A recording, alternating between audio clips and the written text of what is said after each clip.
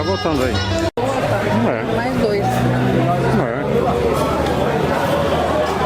Agora visita guiada, o passeio de visita guiada. É um prazer estar aqui e poder fazer isso com vocês.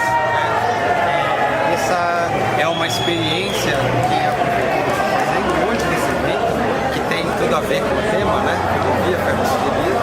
E é um projeto que a prefeitura pretende implantar a partir do ano que vem sistematicamente. Pode gravar. Então, estamos fazendo aqui um piloto.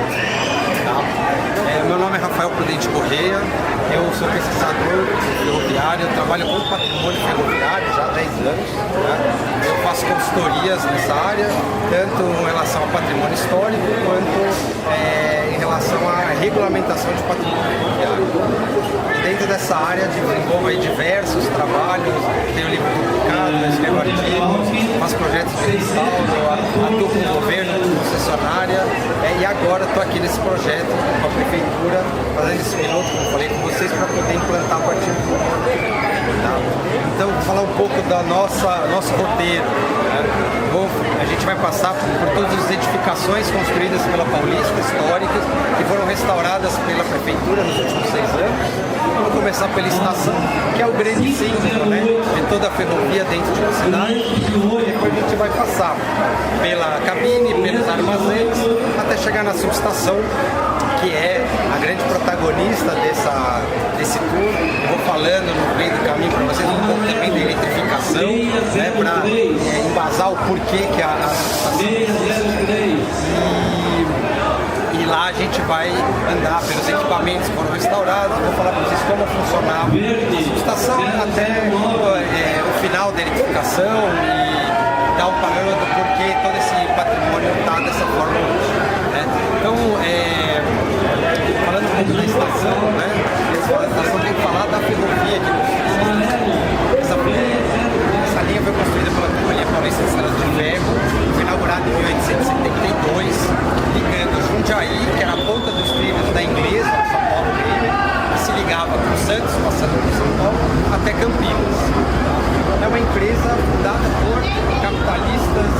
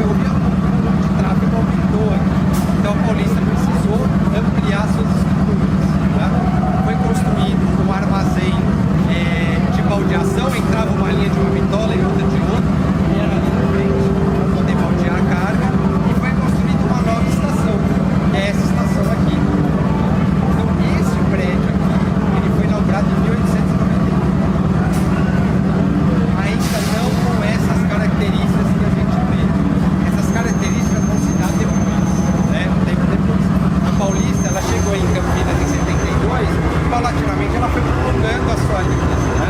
Então ela vai chegar lá em Colômbia, na barranca do Rio Grande, divisa do Triângulo Mineiro, em 1929, vai chegar na barranca do Rio Paraná, em Panorama, em 1962.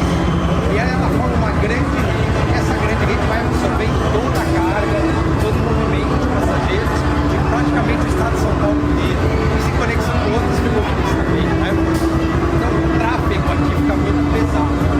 Em 1912, a companhia iniciou um processo de duplicação da via. Então aquela via que era a única passa a ter duas, uma para trabalhar em cada sentido. Você dobra a capacidade de tráfego da linha. E nessa ocasião ela reformulou a estação também. Então a estação vai ganhar esse aspecto que vocês conhecem hoje. Tá? Então essa é uma fachada de 1915. A divisão interna também tem algumas pequenas mudanças e ela vai ganhar a gare. A gare é uma gare fornecida por uma empresa francesa e ela vai ser montada aqui no nosso para cobrir as duas linhas novas e a nova plataforma que está construída do outro lado. Vamos chegar um pouco. Eu vou falar aqui por causa do som. E aí depois a gente atravessa. Tudo que vocês estão vendo aqui é de 1915, então a comunicação entre as plataformas era feita por uma passarela. Ficava ali. Com a introdução da tração elétrica, eu vou falar mais adiante sobre ela quando a gente vai falar sobre a tração elétrica exigia a transmissão de energia para as locomotivas. Se dava por cabo, né, por linha de contato. Para quem já andou na CPTM, vê bem ali todos os cabos pendurados em cima da linha. É o mesmo sistema, né, que é utilizado. E o gabarito da altura necessária para esses cabos batia na passarela. Então, em 1921, quando foi inaugurada a estação, eles tiraram a passarela e fizeram as passagens subterrâneas. Tá?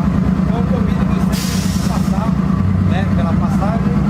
Vamos olhar um pouco o prédio do lado e aí a gente já vai ver um pouco da cabine. O ideal era eu fazer isso com vocês dando a volta, mas como tem muita interferência, acabei concentrando aqui. Então vamos olhar um pouco lá do... Será que o trem vai se mexer agora? Eles vão puxar a locomotiva lá para Vinhedo, porque vai passar um trem. Então... Ah, vai passar o trem de carga? Ah, então vai dar pra me filmar. Eu tô fazendo um vídeo do evento pro canal lá. Ah, tá fazendo no YouTube. É canal de ônibus, mas aí eu vou colocar o vídeo do evento de trem. Vai diversificando o público. Então, E também os dois é interligados. São, um depende do outro. exato. Passageiro para chegar na estação de trem precisa do ônibus. Exatamente. E o passageiro e o trem para chegar, para depois o passageiro ir embora, precisa do ônibus também. O ônibus é a ponta final. Então. Nas duas pontas. Então, por isso que eu falei, eu vou colocar no canal lá, entendeu? Será que já vai passar agora ou vai? Eu acho que provavelmente Acho que vai sair já. agora. Eu tô até contando com isso que fica mais fácil a gente ver o prédio lá do outro lado. Oi? Eu tô até contando com isso que vai sair o prédio do outro lado, vai. Olha lá. Já vai sair, vou filmar ele aqui.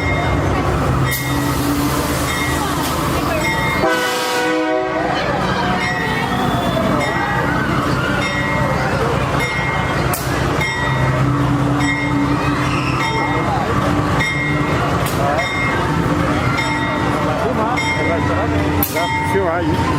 Aí, ó.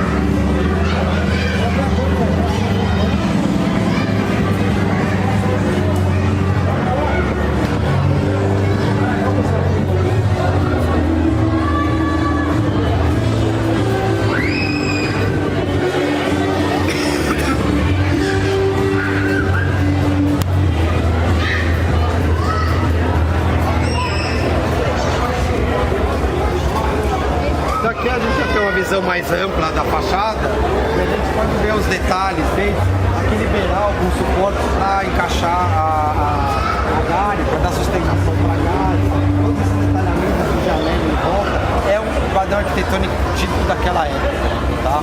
Eu, de fato, não tenho detalhes construtivos de como ele era originalmente, mas pelo período que foi construído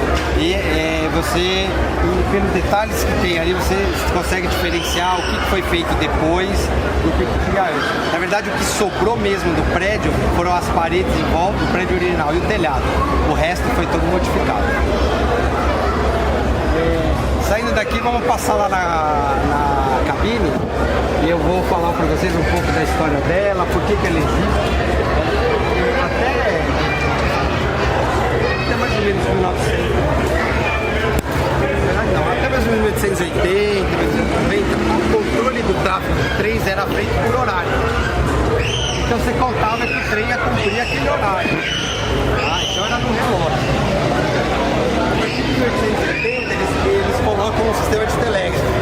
Então entre as estações havia uma comunicação, os despachos eram feitos via telégrafo. Mas você tinha comunicação e controle dos trens só não chegava nas estações. Quem fazia a distribuição era o funcionário, né? O encarregado, o próprio chefe da estação, que ia fazer sinalização com lanterna, para dizer que o trem podia aproximar ou não. Embora a companhia tenha duplicado a linha, o tráfego foi aumentando e à medida que foi aumentando, ela foi introduzindo tecnologias para poder absorver esse tráfego. Né? E uma delas, essas tecnologias, para melhorar a circulação dos trens, melhorar a segurança, é a cabine de sinal e comando do chave. Tá? Essa cabine foi construída dentro do programa iniciado em 1925, que instalou cabines como essas em todos os pátios entre Jundiaí e Tirapina. Basicamente, o que se fazia nela aqui? Ela controlava, ali vou mostrar para vocês como isso era feito, a entrada e saída dos trens nos pátios e a movimentação das locomotivas que faziam as manobras dentro dos pátios. Põe vagão no armazém, carrega, tira, põe vagão no armazém, descarrega, forma o trem para poder sair. Tá? Então todo o comando de sinais que foram instalados nos pátios, de entrada e saída, de movimentação e da mudança dos desvios era feita aqui dentro da cabine. Tá? E aqui tinha essa troca? Sim, tinha desvio, tinha pátio, ali tem o diagrama do pátio. Perdeu a função arrancada.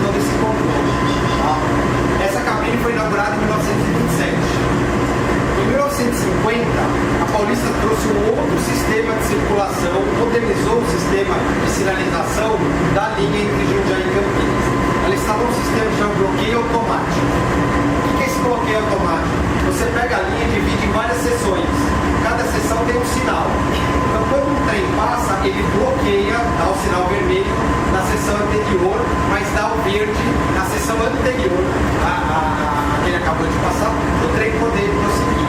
Então a própria passagem do trem, um detector eletromecânico ia fazendo a mudança de sinal. Então o próprio sistema se regulava. Tá? Para adequar a cabine mecânica a esse sistema, esse edifício foi ampliado. O prédio original terminava aqui, ó. Então a cabine era só até aqui. Eles esticaram o prédio para lá para colocar os componentes do sistema de bloqueio automático, os relés, lá tanto em cima quanto embaixo. E modificaram os painéis. Os painéis não tinham os luminosos. Então, a partir do momento, o cabineiro podia ver se a linha estava ocupada ou não pela luz que estava mostrando nos painéis. Tá? E aqui as alavancas, todas identificadas, né? Cada uma dizendo a qual equipamento terminal ela pertencia. Isso permitiu que a companhia pudesse aumentar e muito a capacidade de tráfego dos trens. Né? No final dos anos 50, meados dos anos 50, o fluxo diário normal aqui era de 100 trens por dia. Tá? Em período de baixa caía ali para 70, entre safra, e pico de safra ia lá para 120, por aí. Então a média anual, 100 trens passavam aqui todo dia. Tá? Entre passageiro, carga e trens de manutenção do próprio sistema. E hoje em dia passa mais ou menos quantos trens de carga? Você tem a noção ou não? E está passando, eu acho que é menos de um a cada 2 dias. Eles falaram, é 1,15 trens por dia, a média, semana. Então, tem dia que quase todo dia passa um, tem dia que passa dois. Há N razões para isso, a carga principalmente, pelo fato de terem feito o contorno, né? Aqui era o eixo principal para a carga chegar no porto e a partir de 1989 a Fepasa fez, aproveitando o traçado da Sorocabana, uma linha também com a mesma bitola daqui, e todos os trens chegam em Campinas e descem. Ali pela lateral da Bandeirantes você vê, né? Tem aquela ponte enorme, os trens descem tudo por lá. E a carga e o passageiro que acabou morrendo a partir de 2001. Tá? Então a linha ficou bastante subaproveitada. Tá? Por isso que esse fluxo diminuiu bastante. Eu vou falar mais disso no final da nossa visita. Vou falar um pouco do que aconteceu com a tração elétrica. Eu vou abordar um pouco mais do porquê que o tráfego aqui diminuiu, que encaixa bem com a edificação. Tá? Bom. Só dar uma olhada. Dá uma olhada. Então vamos lá.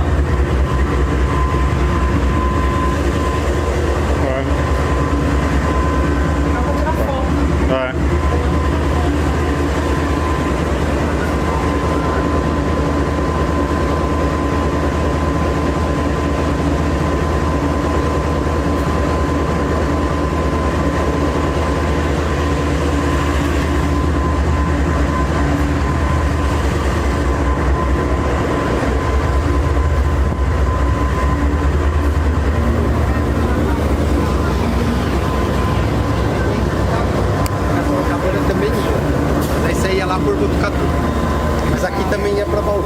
Eu lembro que eu peguei algumas vezes para ir para Bauru. Aqui? Não, eu peguei para Bauru. Siga por onde? Por aqui? Eu lembro que uma vez quem parou,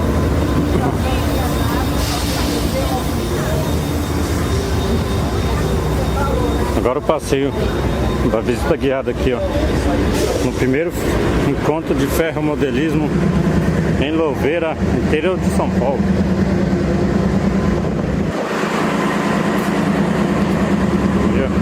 Aproveitar para fazer uma imagem que tem aqui.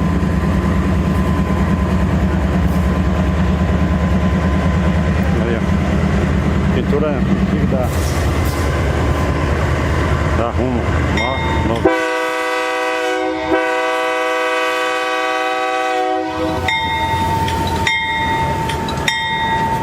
Agora sai.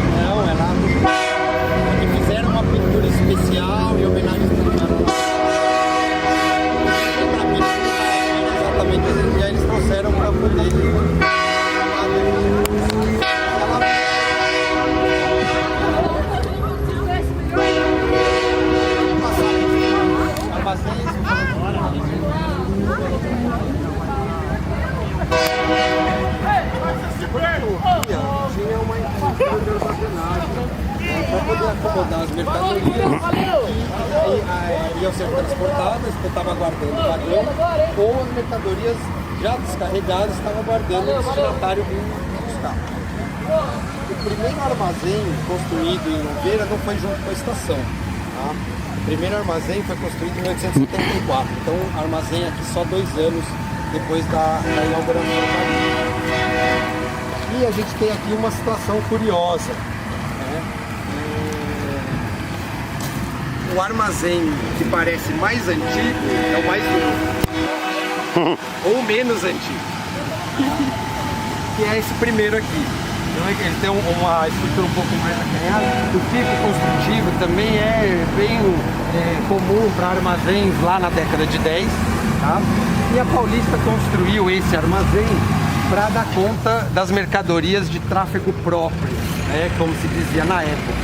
Era tráfego próprio, as mercadorias que estavam em trânsito. São aquelas que iam embarcar ou que iam ser descarregadas. O armazém original, foi construído em 1874, foi ampliado em 1927, que é o segundo prédio. Tá? Então ele tem característica construtiva de 1927, ele muda praticamente toda a característica externa, mas uma parte dele é de 1874. E aquele armazém ficou para estocar café, que também seria transportado. Tá? Em pontos onde havia muito embarque de café, era comum também ter um armazém só para café. Tá? E aí era um serviço cobrado da ferrovia. Né? Era um serviço a mais que ela fazia, de fazer estocagem de café. Tá? A porta de lá é original. E o pedaço da parede ali, tá, né? Ele foi ampliado tanto em direção à estação quanto na largura. Tá?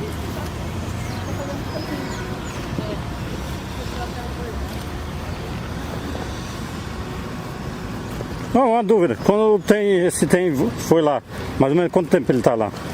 Ele chega? Porque ele vai até Vinhedo, né? E fica lá parar. Vai até Vinhedo. Aí para lá pro outro tempo passar, né? Hora, vai chegar lá 10 minutos, 15 minutos. Ó, agora é 2h02. Vai chegar lá 2h20. É. Vai aguardar cruzamento. É. E provavelmente o trem que vai cruzar com ele não tá lá ainda. Ah. Ele deve estar lá em Campinas. Ah, entendi. E de lá de Campinas pra cá, mais ou menos quanto tempo gasta? Se ele não parar, dá mais ou menos 1 hora. 1 hora? É, porque o trem anda muito devagar. A Paulista andava com trem de carga aqui a 100 por hora. Os rápidos, os trens de carga rápido. Era transporte de gado e frigorífico e laranja. Os passageiros, isso não é velocidade média, tá, gente? É velocidade média, máxima. Né? A velocidade média vai para 70. O passageiro chegava até 150 por hora. Tá? Isso nos anos 50. E velocidade média dava mais ou menos em torno de 100, os rápidos. Porque você também tinha os trens rápidos e os trens paradores, né? Os rápidos, geralmente, nesse trecho aqui, só parava em Jundiaí e Campinas. E em um ou outro horário parava em Louveira, em Vinhedo ou Valinhos. E você tinha os trens paradores que paravam em todas as estações. Bacana. Eu vou aproveitar a sombra para a gente fazer uma rápida pausa e vou começar a falar da atração elétrica para vocês aqui, depois a gente continua lá para a estação. Não sem antes, só citar daquele poste ali, ó. Aquele poste ali que tem um sinaleiro em cima, a hora que a gente passar também a gente vê bem. Ele é um poste do sistema de controle de bloqueio automático. Então ele também foi colocado ali em 1950, tá? É um dos poucos postes do bloqueio automático que sobrou de Jundiaí até Campinas. Então é uma relíquia ali, tá? Esse é o sinal de entrada do pátio, tá? Eu vou falar um pouco da tração elétrica aqui também, porque a gente já vai vendo aí algumas estruturas, né, da tração elétrica. Então eu vou dar uma introdução aqui, vou falar um pouco das estruturas externas, para depois a gente falar um pouco da subestação, tá? A tração original da ferrovia era a vapor, né? Gerada a carvão ou lenha. Na Europa, muito carvão, havia muitos jazidos de carvão. Aqui também, tá? a SPR, a Paulista, as outras ferrovias importavam carvão da Inglaterra para queimar nas locomotivas a vapor aqui. Tá? Por que importava carvão da Inglaterra e não comprava carvão brasileiro? O carvão brasileiro tem muito enxofre, ele é corrosivo, então ele corroía a parede da fornalha. Então, e o poder calorífico dele era um pouco mais baixo. Então compensava trazer o carvão de fora. Tá? A partir de 1900, a Paulista começa a usar lenha também, porque o preço do carvão ia subindo. Né? Mas chega na Primeira Guerra Mundial, o preço do carvão inglês estoura. A Europa em guerra, né? E o preço do carvão, que era de R$40 a tonelada em Santos, vai para R$100 a tonelada em Santos em 1918. Então, havia necessidade, né, para a própria sobrevivência do sistema, de se achar uma alternativa mais econômica. Então esse é o primeiro grande motivo da Companhia Paulista ter trazido essa tecnologia, que na época era uma tecnologia de ponta, tá? Era uma questão de economia de combustível. Tá? A tração elétrica traz outras 1000 vantagens em cima da tração a vapor. Isso também foi considerado, mas de fato não era o principal. Inclusive a questão de desmatamento. Tá? Quando as ferrovias iam entrando interior adentro, e as ferrovias colonizaram boa parte do interior de São Paulo, você tinha muita lenha nativa farta. A partir do momento que você desmata, queima, ou usa madeira para outras coisas, a partir do momento que a agricultura vai avançando, a lenha vai se tornando escassa. O custo de obtenção da lenha vai se tornando alto, porque você não pega a lenha mais na beira da linha. Tá? Então, nesse contexto, a partir de 1917, a Companhia Paulista vai estudar um meio de tração mais eficiente, mais moderno, com custo menor. Tá? Naquela época, a tração elétrica não era uma novia, não para bonde, são coisas diferentes. Tá? Ela vai surgir em 1895 nos Estados Unidos e na Europa, ali quase que no mesmo ano, para atender demandas pequenas, né? Ferrovias de serra, ferrovias curtas. Mas o tempo vai passando e vai se desenvolvendo novas tecnologias. Então a Paulista, quando começa a fazer o estudo, existem 3 tipos de tecnologia diferentes no mundo e a Paulista vai escolher uma, que é a corrente contínua de alta voltagem. Tá? Por que a Paulista escolheu essa e não as outras? Você tinha corrente alternada trifásica e monofásica. A trifásica, ela tinha um custo de implantação muito baixo. Só que a aceleração das locomotivas era muito complicada, porque o motor trifásico ele tem rotação constante. Então imagina você pisar no acelerador do carro, ele ir até uma velocidade e ficar. Tá bom. Né? E muito rápido. Então você não consegue alternar a velocidade, você não consegue acelerar e desacelerar. Você vai ter sempre uma rotação constante. Tá? O monofásico, ele funciona melhor, você acelera e desacelera um pouco melhor, embora seja um sistema complicado. Mas as locomotivas eram extremamente pesadas, então a linha não aguentava. Né? Você tinha que reestruturar a ponte, trilho, tinha que fazer um investimento muito grande para poder usar essa tecnologia, que a implantação era a mais barata de todas. Então a Paulista pegou um meio termo, que é a corrente contínua de alta voltagem, e que oferecia essa vantagem de você acelerar e desacelerar as locomotivas à vontade. A linha ela é muito sinuosa, ela sobe e desce. Você tem trem rápido, trem parador, então você tem que alternar muito a aceleração. Então você tinha que ter uma aceleração versátil, tanto aceleração quanto desaceleração. Essa tecnologia foi desenvolvida pela General Electric nos Estados Unidos em 1912, primeiro para uma ferrovia pequena, então ela tinha um caráter experimental, e vai uma outra ferrovia grande, que é a Chicago, Milwaukee, St. Paul and Pacific Rail, não híbrido.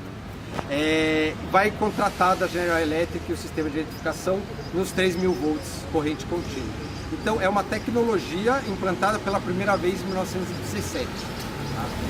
Então, quando a Paulista trouxe isso para cá, era a última palavra em tecnologia de tração ferroviária no mundo. E foi a Paulista a 5ª ferrovia no mundo a instalar esse sistema. A primeira da América do Sul.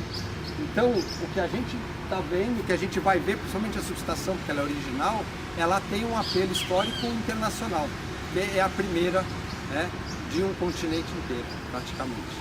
Tá? Vamos caminhando, eu vou falar um pouquinho da linha de contato e a gente já chega lá e entra na subestação.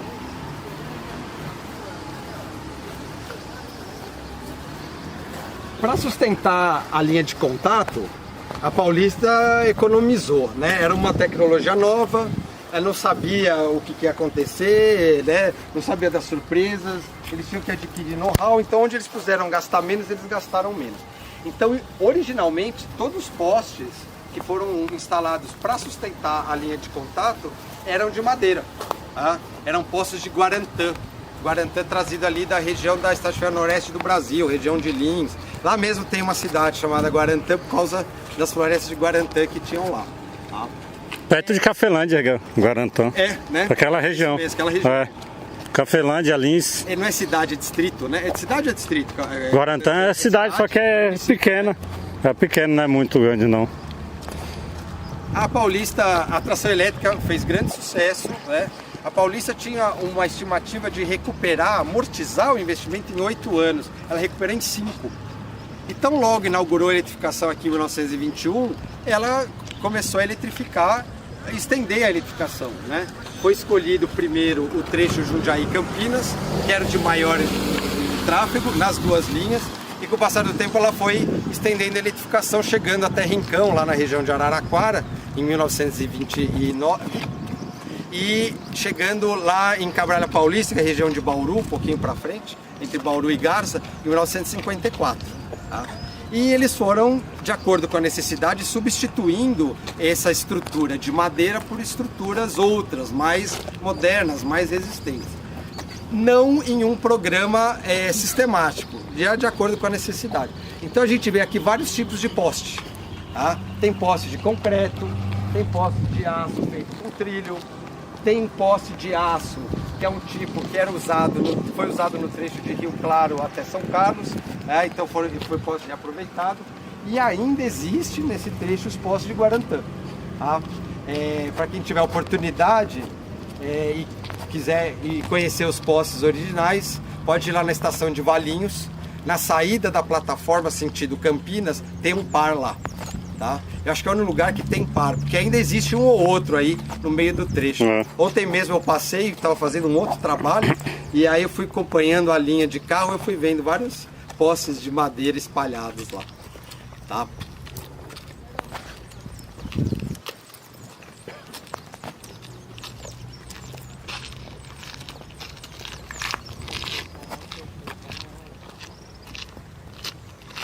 Então a gente chega aqui na subestação, né? Vamos dar uma olhada por fora leve para ir para a sombra. Eu não quero castigar vocês nem a mim, então eu não vou falar quase nada aqui, vamos para lá, tá? Mas eu vou andando, eu vou comentando. Todo o sistema de eletrificação exigia uma subestação. Por quê? Porque era necessário transformar a corrente recebida na corrente necessária para os trens andarem. Então, todo esse complexo aqui, com todas as suas estruturas, foi construído para atender a eletrificação do trecho Jundiaí-Campinas. Tá? E foi inaugurado junto com o primeiro trecho da eletrificação no dia 24 de outubro de 1921. Tá? A Paulista eletrificou até Campinas, mas ela foi abrindo em partes, né? Primeiro até aqui, depois até Vinhedo, abriu até Valinhos e chegou em Campinas oficialmente aberta ao tráfego para todos os tipos de trem em junho de 1922. Lá dentro tem algumas imagens da construção, aí tem a imagem do trem inaugural, eu vou apontar para vocês.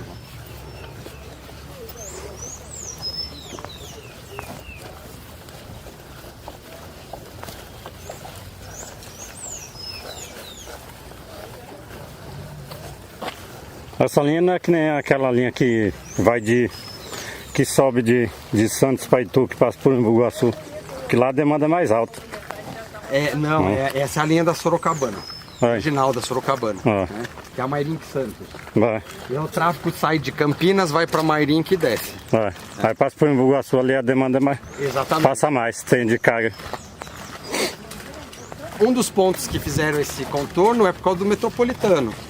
Porque não se estruturou para compatibilizar o metropolitano com a carga. Isso já podia ter feito lá nos anos 50, né? O metropolitano foi sufocando a carga. Então você desvia o fluxo todo por fora e diminui o tráfego lá para poder aumentar o transporte metropolitano. Vai dar origem à CPTM. A gente consegue ficar todo mundo aqui na sombra.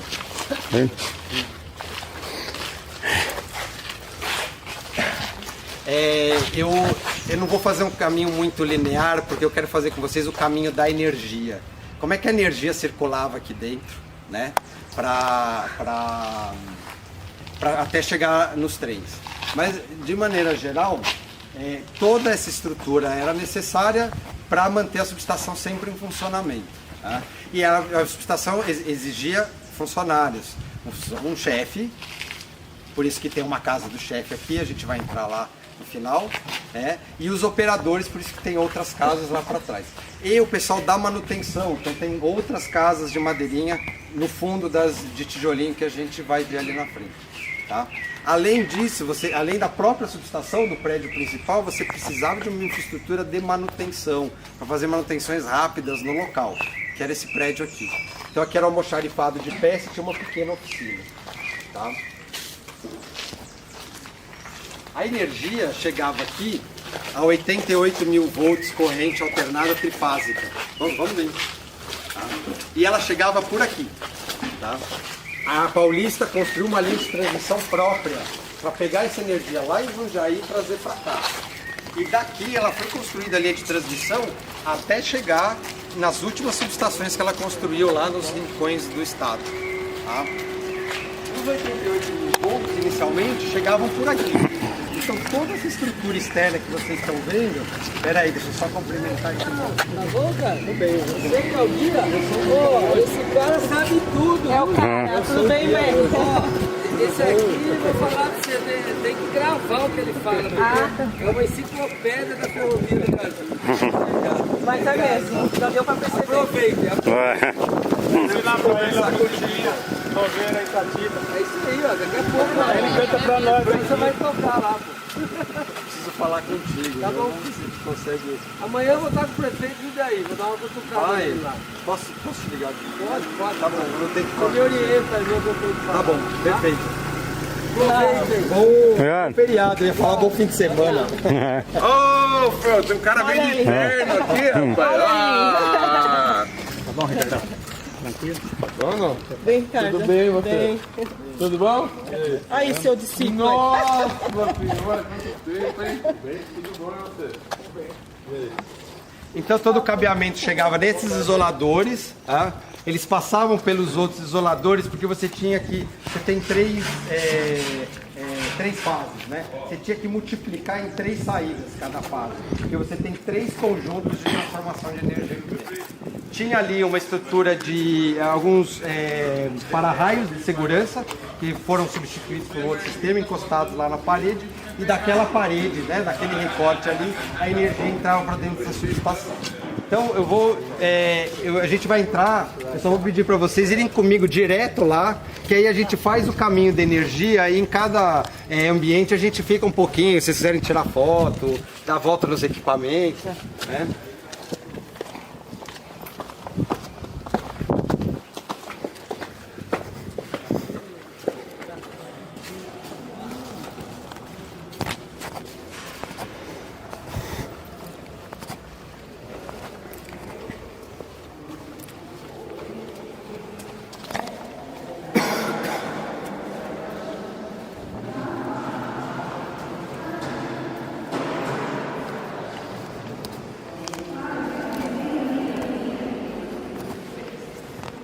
Gigante o negócio, hein?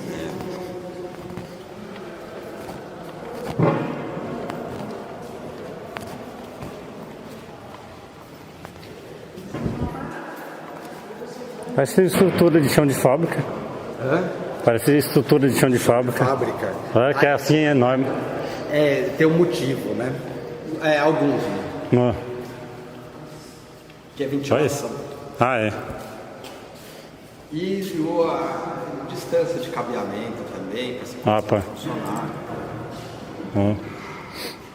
Então a energia 88 mil volts entrava por esses isoladores e passava por esse conjunto de chaves a óleo de segurança.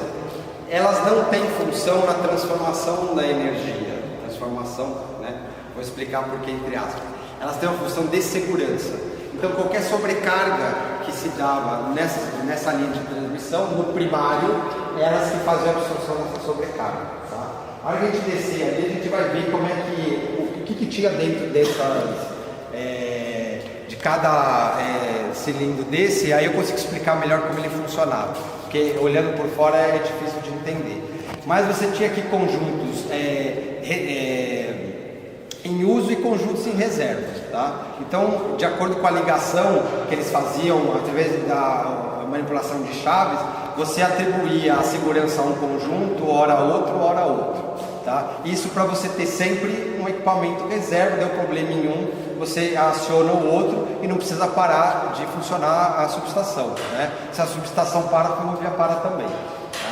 Então, passando por todo esse conjunto de chaves a óleo de segurança, tanto os titulares quanto os reservas, a energia ia chegar nesses conjuntos de transformadores. Tá? Aqui, os 88.000 volts eram baixados para 2.300 volts, ainda em corrente alternada trifásica, para alimentar os conjuntos motor-gerador que a gente viu ali do outro lado e que a gente vai passar agora. Tá? Duas curiosidades. Essa linha que tem aqui no chão, com aquele girador ali, né? Qual que era a função dessa linha aqui? Principalmente, através daquela vagoneta, tirar os transformadores de dentro da subestação para embarcar no trem e para fazer manutenção pesada. Tá? Então, se vocês verem a base dos transformadores, eles são apoiados em rodas, né? Rodas, parece roda de carrinho de boi gigante, né? Então você deslizava, desconectava, deslizava ele assim nesse carrinho, o carrinho chegava aqui no girador, ele vira, então você alinha os trilhos com a linha transversal, a hora que chegava lá na grade, aquela ponte colante que está ali, ó, pegava o equipamento, jogava uma outra vagoneta por baixo, essa vagoneta era empurrada lá na frente da linha, ali encostava o vagão e colocava o vagão. E como era puxado isso? Na mão? Na mão. Uma curiosidade interessante. Por que a ferrovia para transporte terrestre ela é o mais eficiente do que o rodoviário? Também é uma questão de consumo, né? De aproveitamento energético. O contato roda-trilho, que é metal com metal, tem muito menos aderência, dá muito menos atrito. Então, com uma pequena quantidade relativa de energia, você desloca grandes massas ou de grandes velocidades. O contato pneu-asfalto ou terra, né, ele tem um atrito muito maior. Você gasta muito mais energia para poder deslocar menos carga ou um volume menor de passageiros ou em menor velocidade. Tá? Então, a hora que você coloca um equipamento desse, que apesar do tamanho não é tão pesado, porque ele é meio oco, né, você tem líquidos aí dentro, ele não é um equipamento tão pesado, duas pessoas no carrinho. E até é pesado, não é tanto, e a partir do momento que você coloca em cima do carrinho, tanto os mancais lubrificadinhos, isso é importante também, 2 pessoas, 3 pessoas empurram. Tá? Se for num pátio de bitola de 1 metro, os vagões são um pouco menores, pegar um vagão mais antigo, lá na BPF, em Campinas, pegar um vagão prancha, uma pessoa empurra. Tá? Ele pesa 10 toneladas. Então o peso, o deslocamento do peso está relacionado ao atrito. Né? Se você pendurar um negócio muito pesado e ficar empurrando, você empurra. Primeiro, seu nome? Rafael. Eu não consigo entender. Essa energia vem de lá para cá. Ela vem de lá. Lá em cima. De lá. Passa pelos as chaves óleo de segurança. Essas ponteiras. É só segurança isso. Se der uma sobrecarga, ela absorve. Então. Passa naquelas ponteiras lá de cima. Passa a antena, desce aqui, passa por todos os conjuntos aqui até chegar aqui. Mas isso aí tem cabos? Na verdade, interligando? tem cabos, né? Então você tem, na verdade, ela desce e sobe, depois desce para o outro e sobe, depois desce para o outro, sobe e desce aqui. Então tudo que vocês estão vendo aqui de isoladores, esses isoladores cônicos, tinha cabo entre eles. Tá? É uma parte que não foi recomposta ainda. Tá? Ainda. Porque a ideia é pelo menos um conjunto fazer. Então, porque aí você mostra o caminho físico, né? Que é a fiação, fica mais fácil de entender. Esse restauro foi concluído em março de 2022. Né? A prefeitura começou em 2018, depois terminou um pouco, depois terminou a estação, foi concluído em 2022. Os aparelhos, os equipamentos entraram de última hora, não faziam parte do projeto. E há algumas adequações finais ali, esse negócio de cabeamento ainda vai entrar numa terceira etapa, que faz parte desse projeto que eu estou trabalhando com a prefeitura para poder tornar isso aqui um espaço de uma atração turística e cultural para a cidade. Tá? Então, provavelmente, esses fios ainda devem chegar aqui. Tá? Uma curiosidade do restauro. Né? Como as máquinas entraram por último, não foi feito um projeto. Né? Então, o pessoal que estava trabalhando aqui, o Jorge e o Rael, eles começaram a lixar as máquinas porque tinha muito óleo, sujeira e tinha uma camada de tinta em si. Tá? Coincidentemente, eu vim aqui no dia que eles tinham acabado de lixar, eles vão começar a pintar, tá? Porque tinha uma tinta aí, em algum momento tinha uma tinta aí. E eu passei aqui para dar uma olhada, falar com ele. Na hora que eu cheguei perto, eu olhei e falei: Jorge, isso aqui não é tinta, isso aqui chama emulsão de grafite. Então, se vocês passarem a mão, ó, ele tem uma certa aspereza, mas vocês observam que ele tem um brilho opaco, né? Inigualável. Nenhuma tinta dá esse acabamento aqui. E é o acabamento original desses equipamentos, que são todos de 1920. Tá? Então, ali a gente sentou, conversou, eu expliquei para eles o que era. Um amigo restaurador já tinha feito a receita. Ele tinha conseguido a receita, porque isso é feito, artesanal. É óleo de linhaça, pó de grafite e um agente estabilizador. Você faz a mistura na proporção certa e aplica com estopa e vai esfregando. Vai esfregando. Deixa secar 2 dias, vem, faz uma outra camada, deixa secar e depois vem com o estabilizador por cima. Então ele forma uma casca de grafite. Tá? Por isso que ele dá esse aspecto. E ele protege muito bem a superfície dos componentes. Então a gente está falando aqui de um restauro fiel de como era o acabamento desses componentes. E por dentro eles são o quê? Cobre? Eles têm uma parte de isolamento de madeira, eu mostro lá embaixo.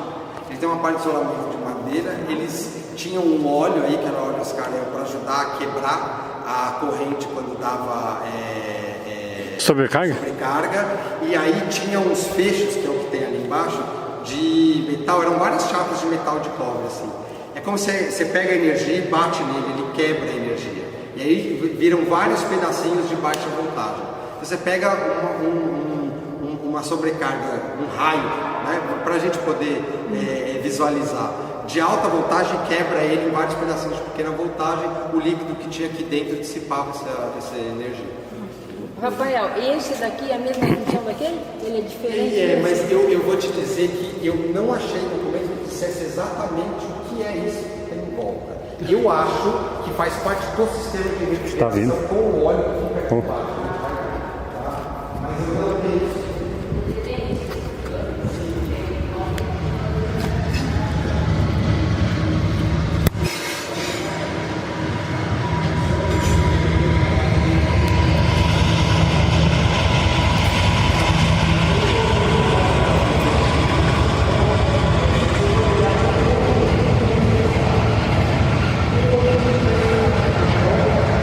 Horas e 28 minutos passando o tempo de carga aí.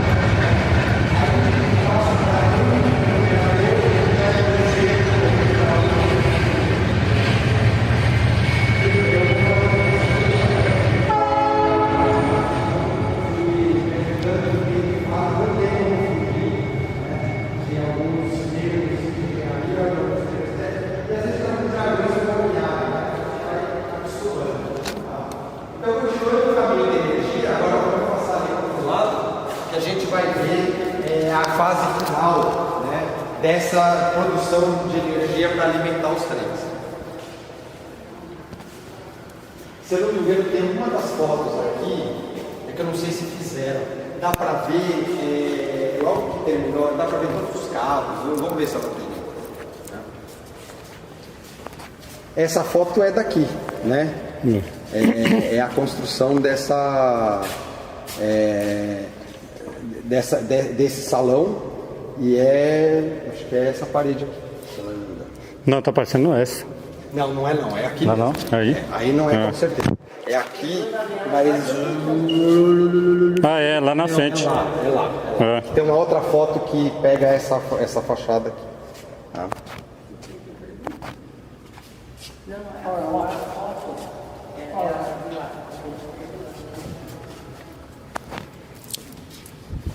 Então passou pelo transformador de 2.300 volts. Vou esperar o pessoal entrar. Nossa. É bastante coisa para Ué. Depois eu vou fazer uma provinha no final para vocês aprenderem. Porque é um rolamento. É um motor. É um motor gerador.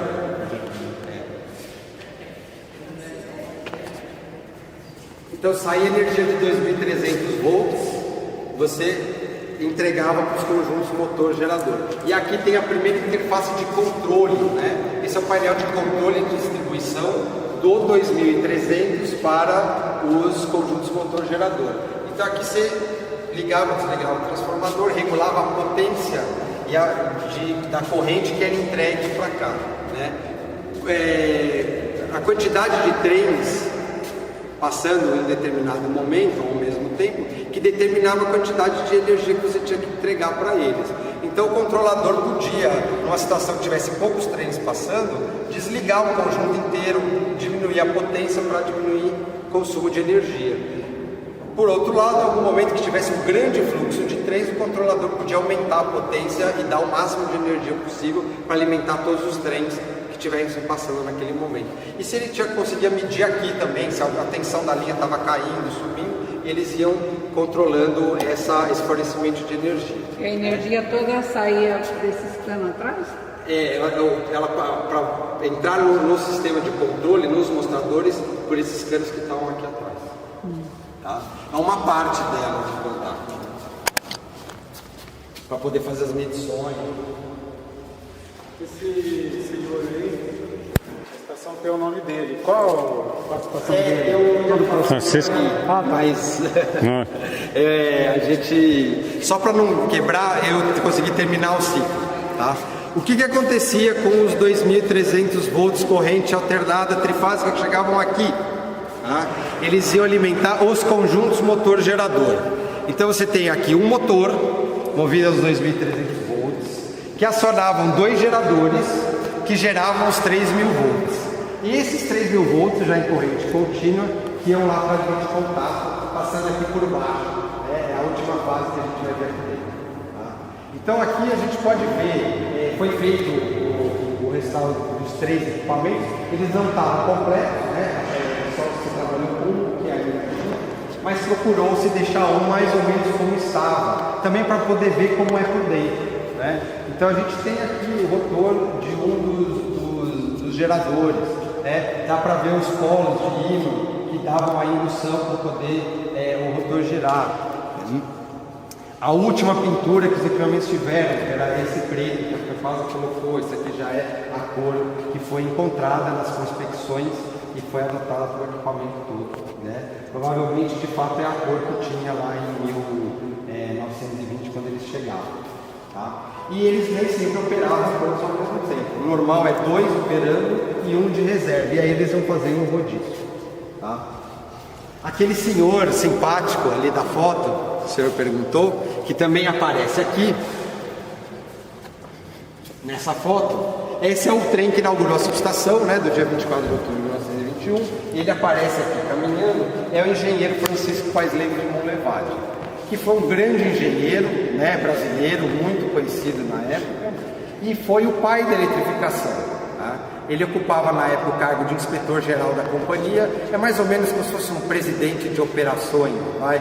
O presidente da companhia não mexia na companhia, o presidente da companhia tinha mais uma função institucional. Quem mandava na companhia, quem tinha a companhia na mão, o dia a dia, era o inspetor-geral, que na época era o Francisco Paes Leme de Monlevade. Então foi um grande feito para a ferrovia brasileira, foi um grande feito para a engenharia brasileira. E o Monlevade, que se aposentou em janeiro de 1926, recebeu uma série de homenagens. Uma delas é o nome ali na entrada da subestação, né, naquele pórtico que está virado lá para a linha. E a partir desse momento ganha a subestação o nome de Subestação Francisco de Monlevade. Tá? Depois ele vai ganhar Augusto ali em 1960, que é centenário do nascimento. né? Que está lá no meio do jardim. Em Minas Gerais tem uma cidade. Ah, isso que eu ia falar. É a mesma família, tem a ver sim. Agora, qual é o ramo aí eu já não sei te falar. Eu ia perguntar isso, ele perguntou. É de todo mundo do mundo Palai. Vamos lá para baixo, porque agora a gente vai conhecer as catacumbas da subestação. Eu acho que é a parte... Alguém já desceu? Não. Aqui? Não. É legal, vamos lá.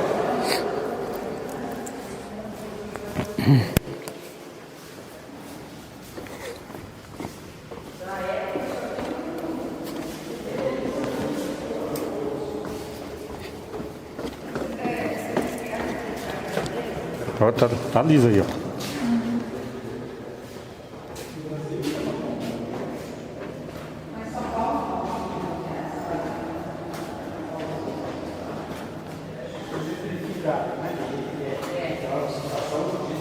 Assim, lá dentro? Fica assim. Aí você vai e corta ela. E o óleo que fica aí dentro absorve.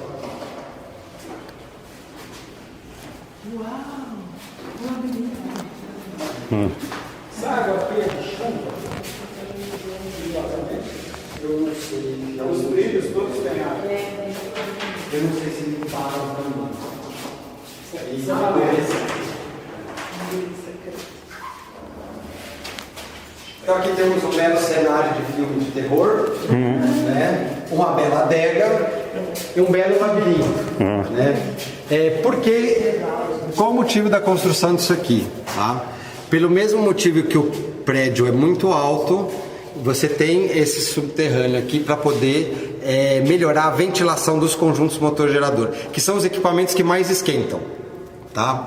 Além da ventilação, você tem um acesso inferior para poder fazer manutenção dos equipamentos. Tá? Então, vocês olhando aí para cima, vocês vão ver os conjuntos que nós acabamos de ver aqui em cima. Tá? Além disso, você tem as interfaces de controle de entrada dos 2.300 volts, que era tudo por baixo, né? Então 2.300 saía por baixo lá, passava no painel de distribuição, descia para cá para depois subir. E assim era para sair os 3.000 volts lá na frente.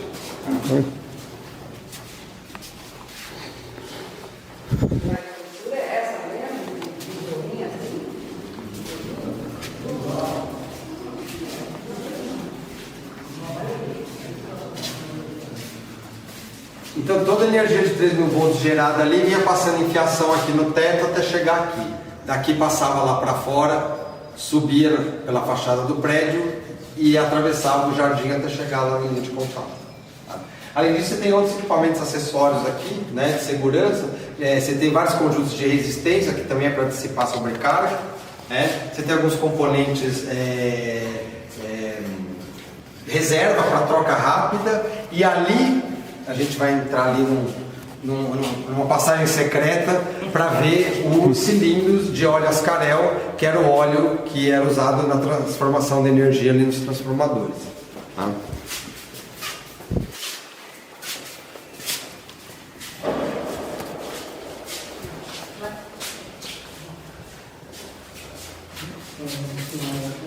Aqui.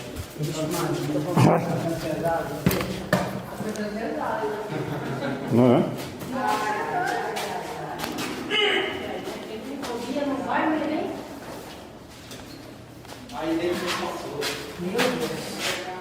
Ó.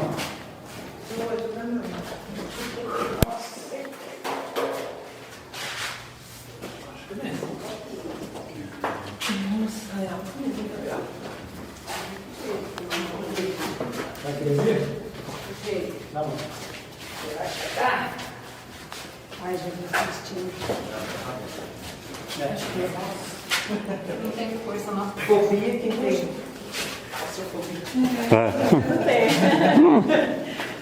É que eu lembrei, peraí, que eu vou vir, porque eu lembrei do meu marido. Meu marido não estava com mãe nem. Olha aí, né? Olha o outro, meu marido. A saída aqui. Pra sair. Eu não gosto muito, não. Sair ao mesmo tempo. Sair ao mesmo lugar. Já bem que você depois. Também participar. Você vai gerar amor. Então, tanto que você tem embaixo também é todo vazado, para dissipar calor. Nossa.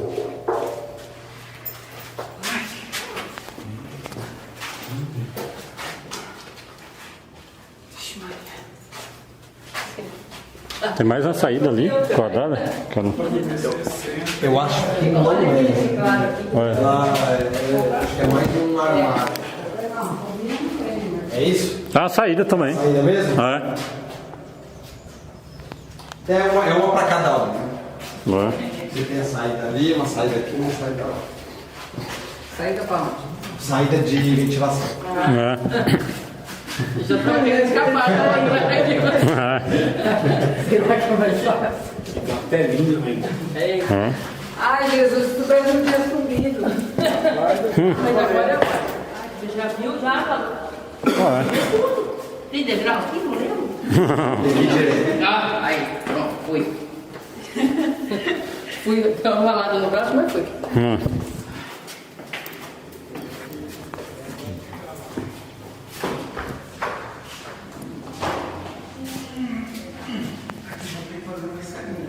Isso que eu falei, porque eu não fechei integral.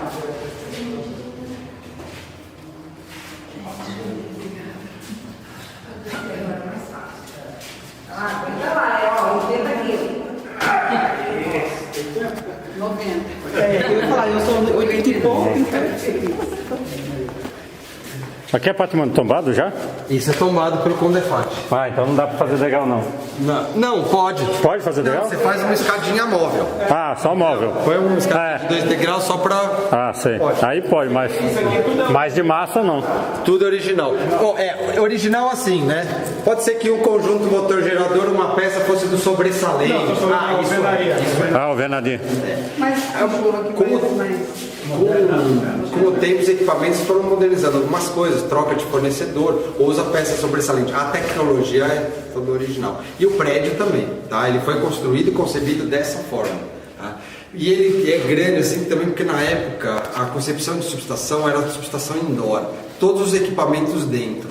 A partir de 26 ele já começa a construir subestação semi-outdoor e semi-automática ou automática.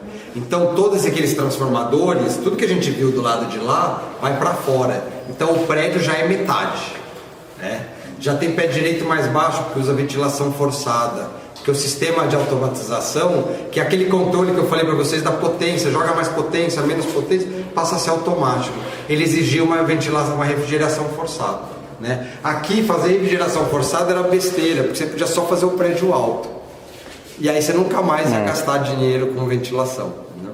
Lá era exigência, então faz o prédio mais baixo e investe no sistema que tem que dar uma manutenção constante. Vamos gastar dinheiro. Não tem onde gastar. Esses daqui, ó. Isso aqui é o que vai dentro da chave a óleo de segurança. Ah, dá. Lá de cima.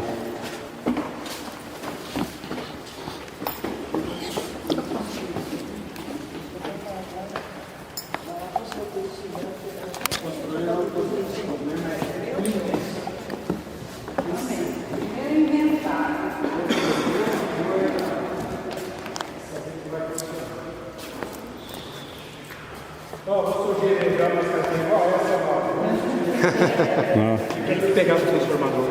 É isso aí. Pega aqui e aí uma outra vagoneta de lado.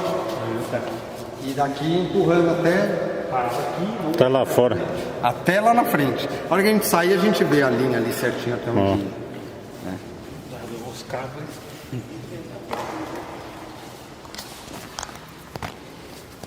Então, a energia gerada pelas três turbos, aí vai passar por um painel de controle que está na parede de cá. Tá? Então, aquele painel lá no turbo, ele vai controlar a saída dos trens do volto lá para as linhas de contato.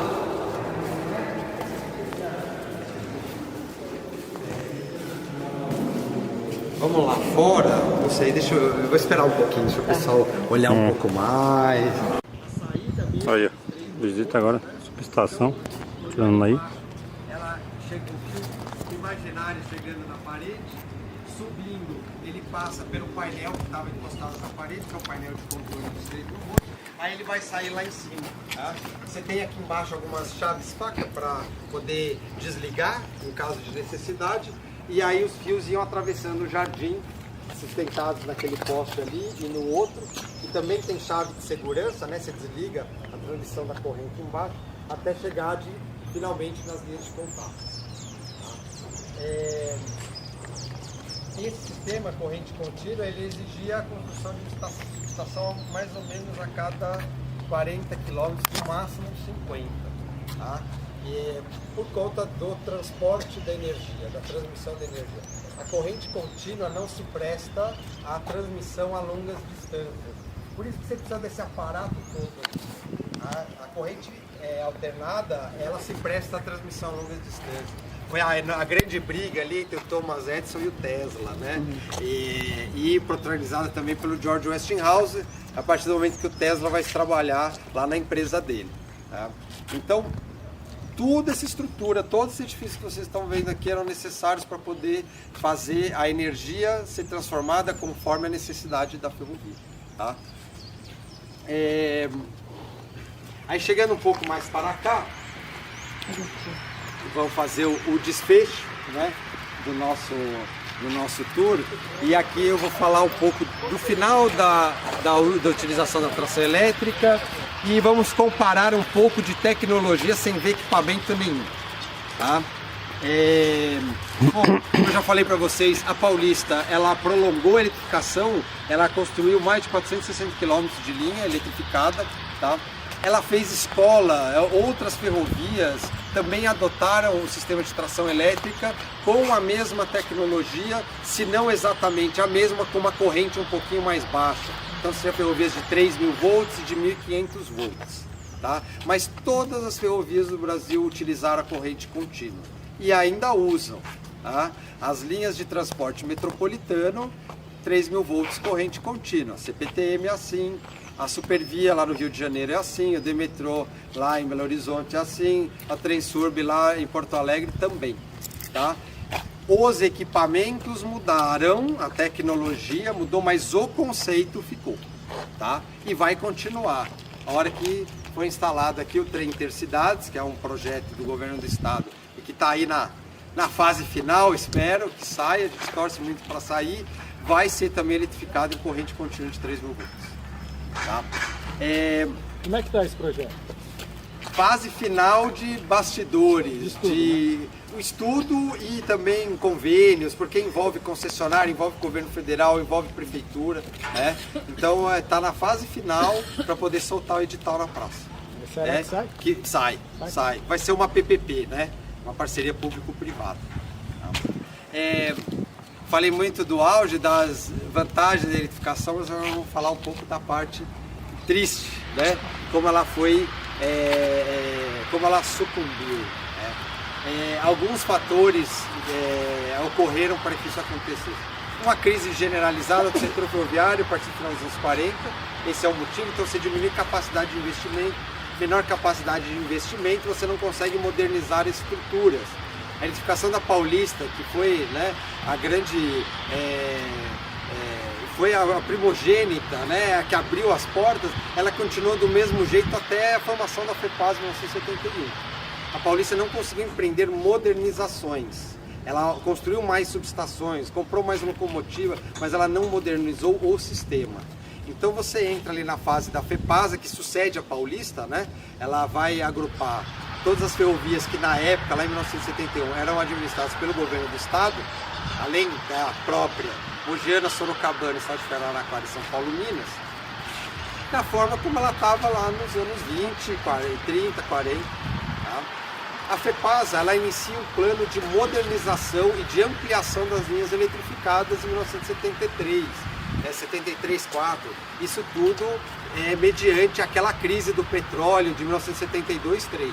Então precisava-se investir em fontes alternativas, né? Sai daí o pró-álcool também. Né? Então a FEPASA faz um plano para melhorar o que tinha e para prolongar a rede aérea, né? Para prolongar a eletrificação. Então na Paulista eram para ser construídas novas subestações, Na Sorocabana vão ser construídas novas subestações e de fato foi. Eles quase concluíram o programa todo e eles iam eletrificar a linha de Santos até Uberaba.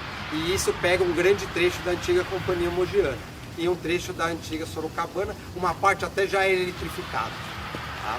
Mas esse projeto não andou, conseguiu-se o recurso, mas muitos percalços no meio do caminho, mudança de proposta de tecnologia, desvio do recurso para outras finalidades dentro da própria empresa, para outras necessidades.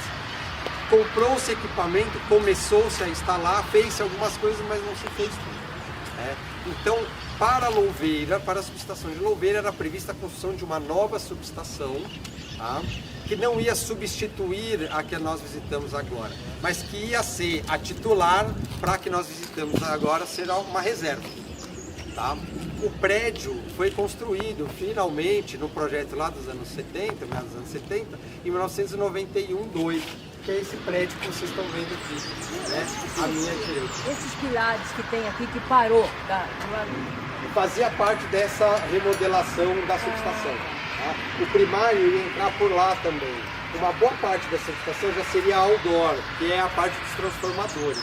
E toda aí para gerar a corrente 3.000 volts, o gerar já foi mal empregado aqui na minha frase. Você já usa retificadores a silício.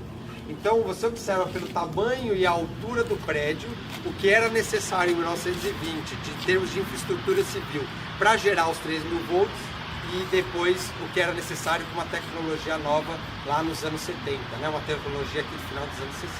Então essa comparação é interessante, né? Você observar que foi reduzindo. A subestação de Louveira, ela tinha 4.500 kV de potência, essa aqui ia ter 6.000. Se você quiser fazer uma subestação hoje, da mesma forma, para gerar 4.500 kV, você põe dentro de um container.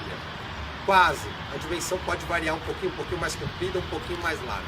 Mas você põe tudo dentro de um container e hoje tudo microprocessado. Né? Então você tem aqui um bom exemplo aí de evolução tecnológica.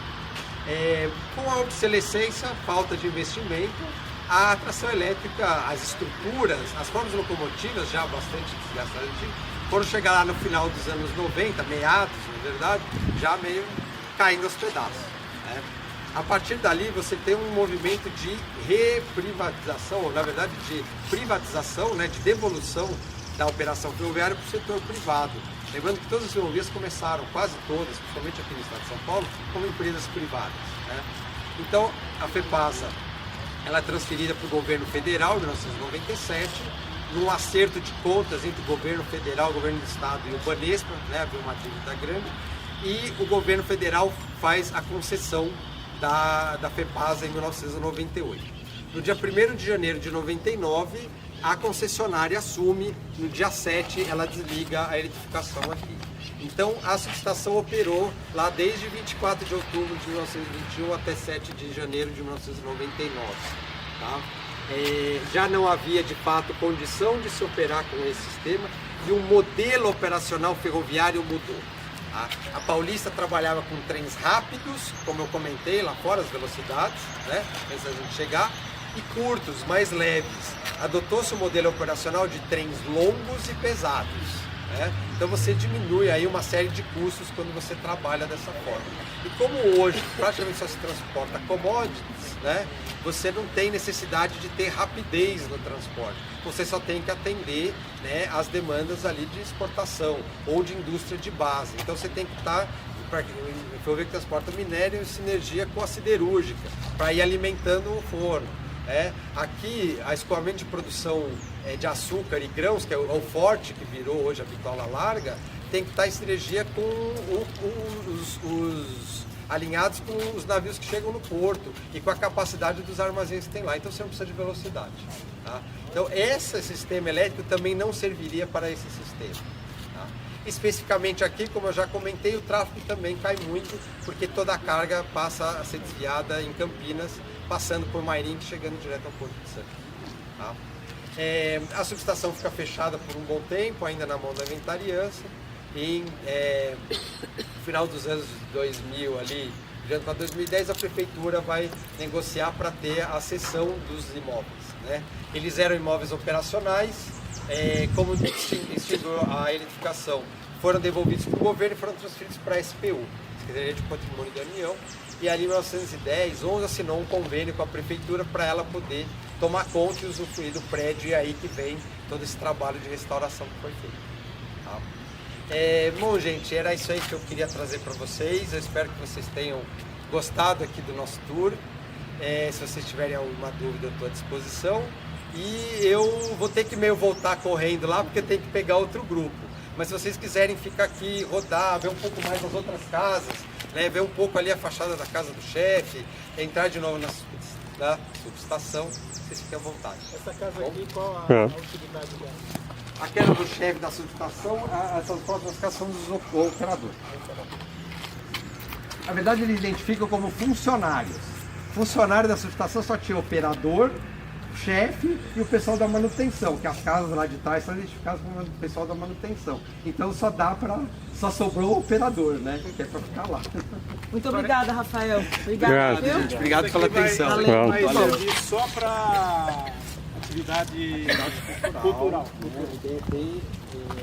Não, Valtinho, Fazer atividade.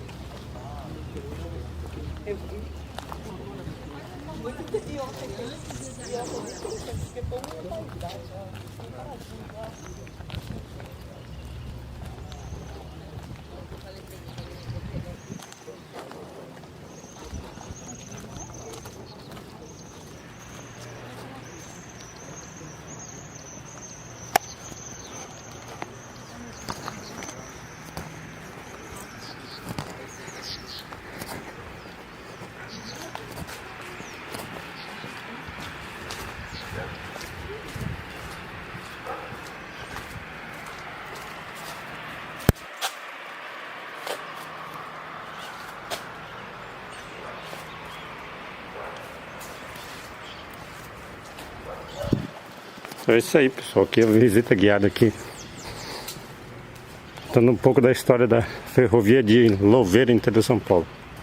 É isso aí, forte abraço a todos, já voltamos com mais imagens aí do primeiro encontro de ferromodelismo Louveira, São Paulo, 12 de outubro de 2022.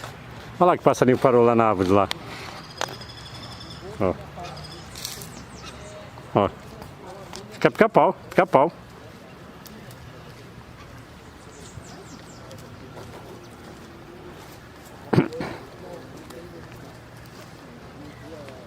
Ó. Aí, ó.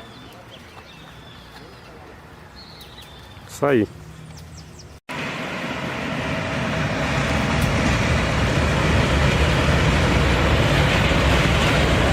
Falta de carga MRSC 38464.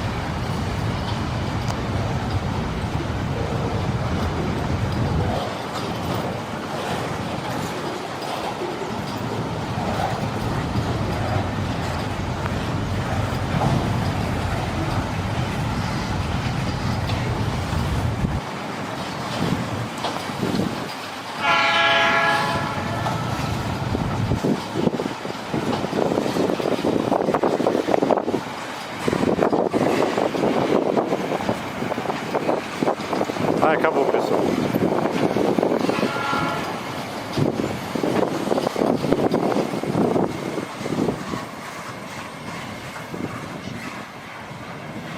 É isso aí, pessoal. Durante permaneça aqui no evento, se passar algum trem de carga de novo, aí eu gravo pra vocês, beleza? Tamo junto.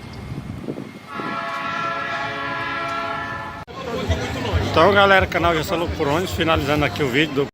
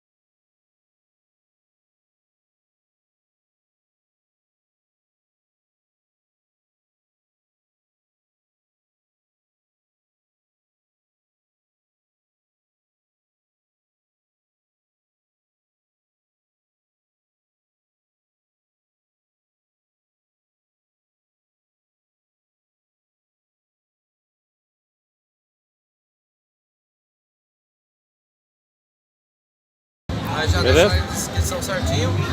Beleza? Valeu, obrigadão, pessoal. Valeu. E aí, dá uma palavrinha final aí. Opa, valeu, tô participando. A primeira vez, tô gostando muito aqui, tô acompanhando meu filho no Tremodelito, tô fazendo a paixão dele, né? Porque antes não tinha conhecido isso de perto.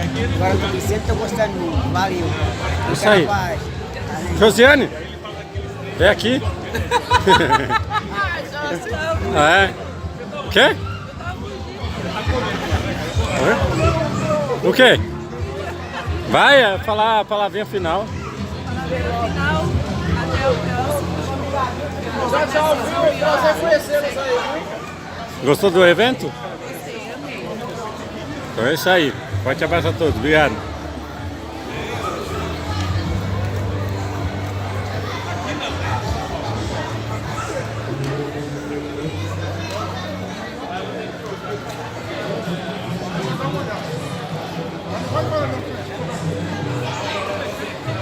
É isso aí.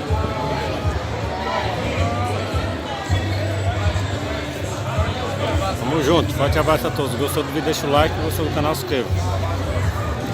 Louveira, interior de São Paulo. Tamo junto.